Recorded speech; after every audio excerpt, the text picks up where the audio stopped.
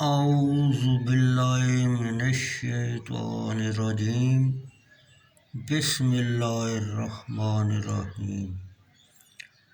بخاری شریف جلد سائم حدیث نمبر 647۔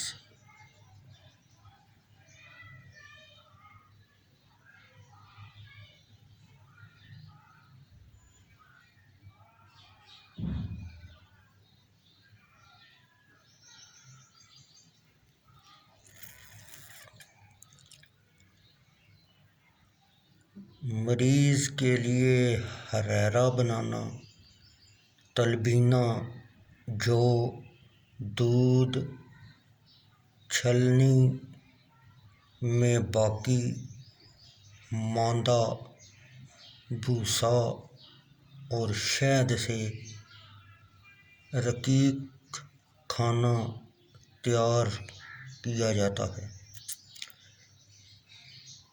یونس بن یزید نے عقیل بن خالد سے، انہوں نے ابن شہاب محمد بن مسلم زہری سے، انہوں نے عروہ بن زبیر بن عوام سے، انہوں نے ام المومنین حضرت عائشہ رضی اللہ تعالیٰ عنہا سے روایت کی کہ ام المومنین حضرت عائشہ رضی اللہ تعالیٰ عنہا مریض کے لیے اور مصیبت زدہ اہل بیت غمناک کے لیے حریرہ بنانے کا حکم فرماتی تھیں اور فرماتی تھیں، میں نے رسول اللہ صلی اللہ علیہ وسلم کو فرماتے ہوئے سنا ہے کہ حریرہ مریض کے دل کو راحت پہنچاتا ہے اور بعض غم دور کرتا ہے۔